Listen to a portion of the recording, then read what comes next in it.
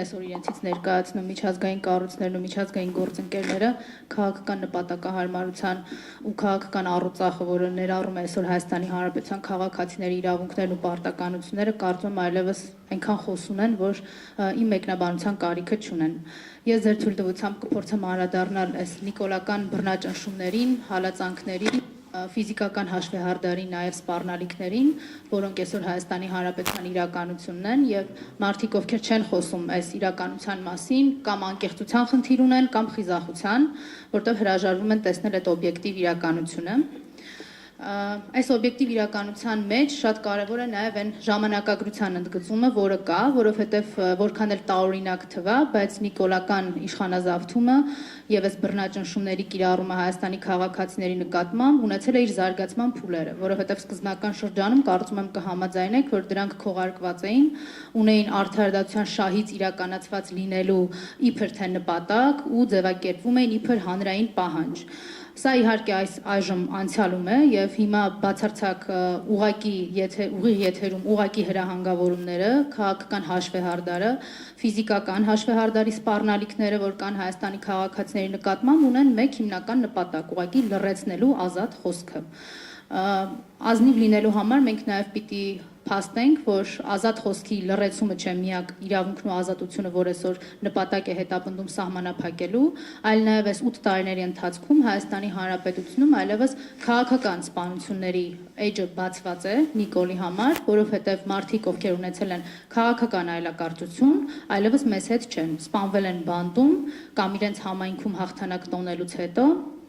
կամ ուղղակի, ինչպես Գառնիկ Պետրոսյանը, ում անուն ազգանունը շատ քչերին այսօր Հայաստանի Հանրապետությունում որևէ բան կասի, ուղղակի ազգային ժողովի նախագահի աթոռին նստելուց հետո 1-2 օրվա ընթացքում հանկարծակի ինքնասպանություն գործած են հայտնաբերում իրեն, իհարկե դուրս թողնելով օբյեկտիվ եւ բազմակողմանի քննության բոլոր հնարավորությունները։ Այս ժամանակագրությունը մեզ հնարավորություն է տալիս հասկանալու, որ մեթոդներն ու եղանակները իհարկե նիկոլական իշխանությունների փոխվել են, բայց բռնաճնշումների էությունը մնացել է մեկը, իր հոգին ըստ էության իր իսկ ասած բառապաշարով փառավորվում է այն ժամանակ, երբ կա Հայաստանի Հանրապետության քաղաքացիների ոտնահարված իրավունքներ եւ ազատություններ։ Այս ամեն ինչի սկիզբը ցավոք ոչ 3 էր, ոչ հունիսի 7-ը եւ ոչ էլ ամենևին հետպատերազմյան ժամանակահատվածը, որը կարող ենք բնութագրել իբր անկայունությունների եւ արտաքին մարտահրավերների համար առավել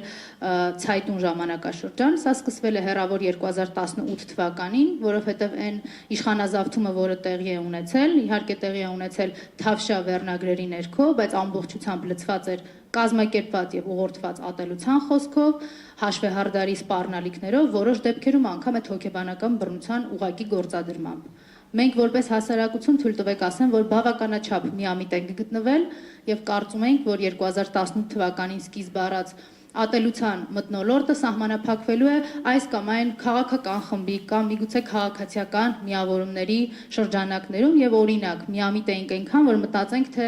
անձեռմխելիություն ունեցող անձանց նկատմամբ կարող է այդ հաշվեհարդարի դրսևորումները լինեն, բայց այն մեզ հաստատ դա չի հասնելու։ Եվ սա է նաև բերել նրան, որ մենք այս տարիների ընթացքում ունեցել ենք կին քաղաքական բանտարկյալներ եւ ունենք այժմ էլ, բերել է նրան, որ պատարագի մասնակցող դպրոցականները այլևս կալանավորման սուբյեկտ են դառնում Հայաստանի Հանրապետությունում։ Եվ այս ամեն ինչը իրականում պիտի ձևավորի միայն հանրային իմունիտետ, որտեղ ակնհայտ է, որ այսօր Հայաստանի Հանրապետությունում պետաիշխանական լիազորություններով օժտված որևէ ինստիտուտ պատրաստ չէ զբաղվել Հայաստանի քաղաքացիների իրավունքներով ու ազատություններով։ Ես ամփոփելով միտքս ուղղակի ուզում եմ ասել, որ լինելով այն կուսակցության կազմակերպության անդամ, որը այս տարիների ընթացքում բազմաթիվ բռնաճնշումների է ենթարկվել, մենք երբևէ չենք տարանջատել այն անձանց, ում իրավունքները սահմանափակվում են, այսօր էլ քաղաքական հալածանքների միջով անցնող ցանկացած անձի ողբերգությունը մեզ համար ցավալի է, մենք հասկանում ենք դրա անդառնալիությունը, այն հետևանքները, որ կարող են առաջանալ յուրաքանչյուրի ճակատագրի եւ նաեւ հասարակական իմաստով մեր երկրի ճակատագրի մասին տրամաբանության մեջ ու հիմք ընդունելով այս ամենը նաեւ համարում ենք, որ հանրային իմունիտետի ձևավորումը հենց այսպիսի նախաձեռնություններով նաեւ միակ ճանապարհն է պաշտպանելու Հայաստանի քաղաքացիների իրավունքներն ու ազատությունները։ Շնորհակալ եմ։ Շնորհակալություն